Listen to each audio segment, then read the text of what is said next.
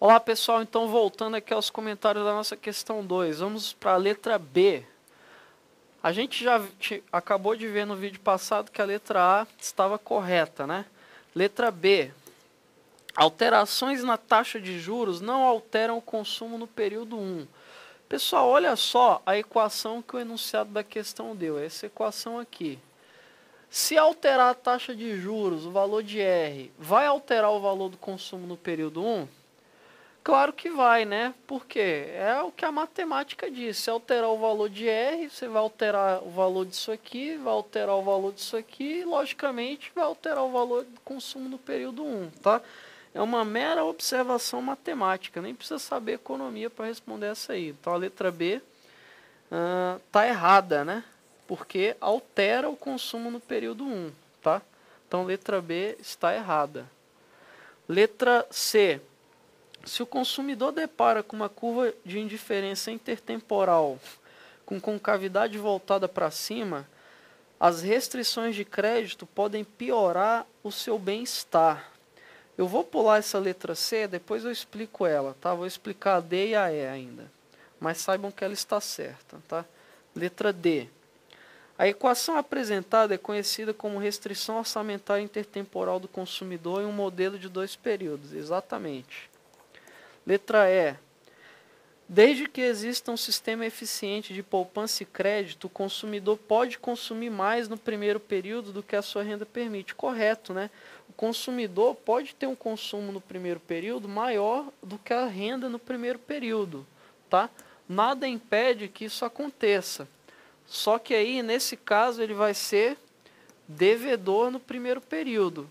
E ele vai depender da existência do crédito. Então é exatamente o que diz aí a letra E, né? Desde que exista um sistema eficiente de poupança e crédito, o consumidor realmente vai poder consumir mais do que ganha no primeiro período. É só pedir dinheiro emprestado. Bom, vamos ver essa letra C, né? Então aqui o gabarito da questão é letra B de bola, né? Porque a questão que é a incorreta, né? Então o gabarito é letra B, tá? Vamos ver agora, vamos explicar essa letra C, explicar essa questão da curva de indiferença intertemporal, tá? Pessoal, é o seguinte, graficamente, a gente representa esse modelo de consumo intertemporal utilizando o seguinte gráfico. A gente tem o consumo aqui no período 1, tá? No eixo horizontal. No eixo vertical, a gente tem um consumo no período 2. Aí, a gente traça aqui utilizando esses dois eixos, a gente traça uma reta que a gente chama de reta de restrição orçamentária.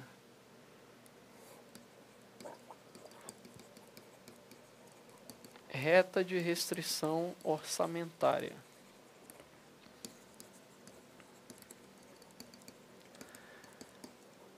A ideia dessa reta é o seguinte, a ideia dela é que ao longo dela, o consumidor ele exaura exatamente o valor das suas rendas nos 2 períodos. Então, por exemplo, se você pegar um ponto aqui na reta, aí você vai ter um valor de consumo no período 1, um valor de consumo no período 2, e se você somar esse consumo 1 com esse consumo no período 1 com consumo no período 2, vai exatamente exaurir o somatório das rendas dele nos 2 períodos, tá? Então, olha só, vamos fazer o seguinte, vamos supor que esse consumidor, ele resolva gastar tudo no período 1, ou seja, ele vai estar nesse ponto vermelho aqui, ó. O cara vai gastar tudo no período 1, né? Vai estar aqui no ponto que eu vou chamar de ponto A. Se ele gasta tudo no período 1, pessoal, é porque ele não vai gastar nada no período 2, né? Aqui no ponto A, ó, o C1 é máximo e o C2 é zero, né? Então, olha só, a equação da restrição orçamentária é essa aqui, C1 mais C2 dividido por 1 mais R é igual a Y1 mais Y2 sobre 1 mais R. Se o camarada gasta tudo no período 1, é porque ele não vai gastar nada no período 2. Então, o consumo no período 1 vai ser exatamente isso aqui, ó.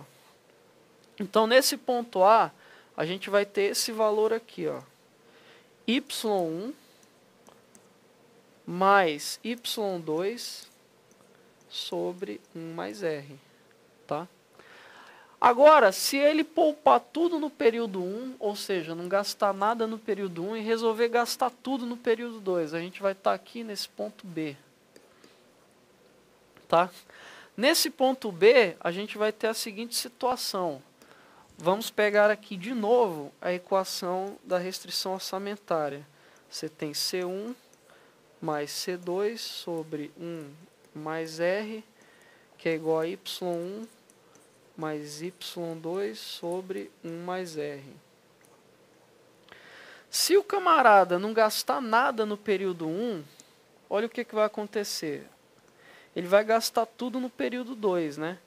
Então, se você isolar o consumo no período 2, você vai chegar a esse valor aqui, ó. Consumo no período 2 é igual a renda do período 1 vezes o fator da taxa de juros, tá? Mais a renda no período 2. Tá legal? Então aqui, esse valor do ponto B vai ser esse aqui, ó. Vai ser Y1 vezes 1 mais R mais Y2. Então esses valores aqui de A e B são o que a gente chama de interceptos da reta de restrição orçamentária. Tá? Aqui o intercepto horizontal, porque é no eixo horizontal, e aqui o intercepto vertical, porque é no eixo vertical. Essa reta de restrição orçamentária, ela pode ser chamada também de linha do orçamento, tá, pessoal? Linha do orçamento. Tem o mesmo significado. Muito importante é você saber a inclinação dessa reta de restrição orçamentária. A inclinação dela, algebricamente, é o valor da taxa de juros. Ou seja, a inclinação é 1 mais R. Isso quer dizer o quê? Que se a taxa de juros aumentar, se o R aumentar, essa reta ela fica mais inclinada. Por exemplo, ó, se houver um aumento de R, uma reta de restrição orçamentária azul, ela passa a ficar mais ou menos assim, ó, ela passa a ser uma reta de restrição orçamentária vermelha, fica mais inclinada. Você pode perceber isso algebricamente. Se você aumenta o R, olha só, o R está aqui, né? Se você aumenta o R, você diminui o valor do intercepto horizontal, diminui esse valor do ponto A. Ao mesmo tempo, se você aumenta o R, você aumenta o valor do B. Né? Esse ponto B aqui vai para cima. Então, o aumento da taxa de juros, ó, o aumento da taxa de juros, ele faz isso aqui, ó. Uma reta de restrição orçamentária azul fica mais ou menos assim, uma reta passa a ter o formato dessa reta vermelha, ou seja, o aumento dos juros, em regra, tá? Diminui o consumo no período 1, consumo, vou botar aqui, diminui o C1, ou seja, o C1 passa daqui para cá, né? E aumenta o C2. Em regra, tá? Aumenta o C2, passa daqui para cá, tá? Por quê? Porque ele altera a inclinação da reta orçamentária, tá? Já o aumento de renda vai fazer isso aqui, ó. Se a renda aumenta, você tem uma reta de restrição orçamentária, você desloca a reta inteira, paralelamente, tá? Então ela vem para cá. Então, se a renda aumenta, se o Y aumenta, então você tem aqui um aumento do C1 e tem um aumento também do C2, tá? Bom, isso é a reta de restrição orçamentária. Agora, a gente tem uma outra coisa que a gente chama de curva de indiferença. O que é uma curva de indiferença? Vamos colocar aqui no gráfico, tá?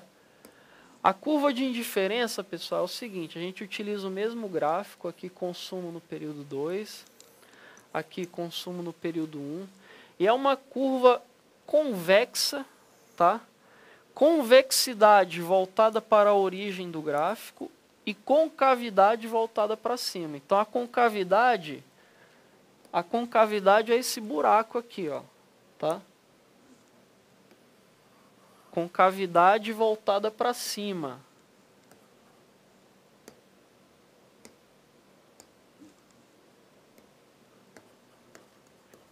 Concavidade para cima e a convexidade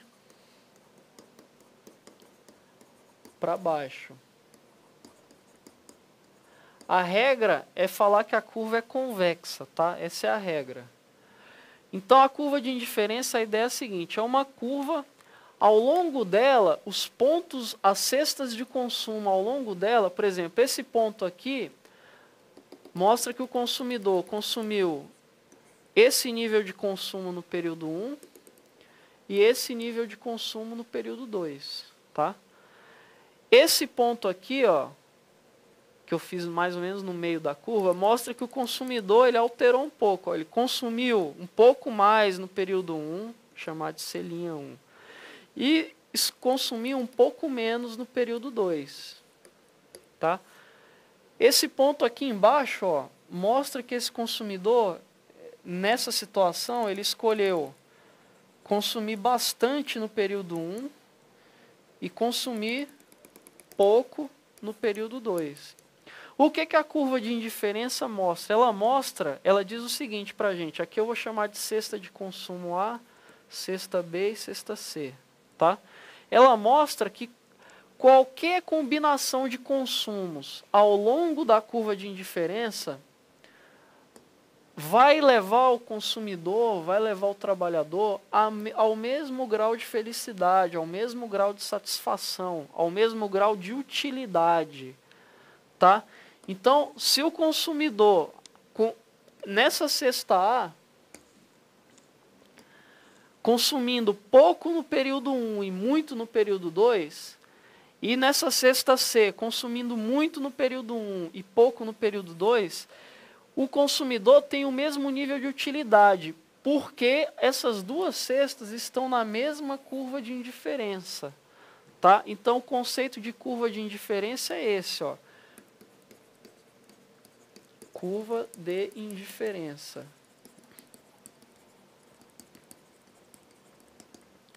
Lugar onde as combinações de consumo trazem o mesmo grau de satisfação ao consumidor. As combinações de consumo, as combinações de C1 e C2 trazem a mesma utilidade ao consumidor, a mesma satisfação.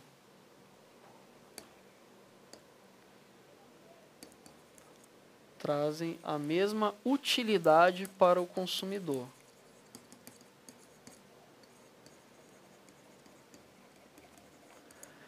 Esse tipo de curva de indiferença que eu desenhei aqui, pessoal, que é uma curva de indiferença, vocês observam que ela é negativamente inclinada, né? Ela é apontada para baixo. Vocês observam que ela é convexa, né? Tá? Esse tipo de curva de indiferença, ela é chamada de curva de indiferença bem comportada. Tá? Curva de indiferença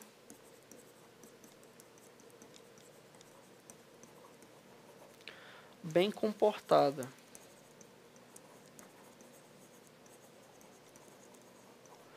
Nós vimos que a inclinação da curva de orçamento, da linha de orçamento, quem que é? É 1 mais R, é a taxa de juros, né? Vamos ver agora o que é a inclinação da curva de indiferença. A inclinação da curva de indiferença é o seguinte.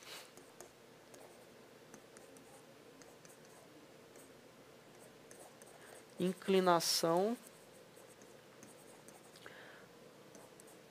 da curva de indiferença é o que a gente chama de taxa marginal de substituição.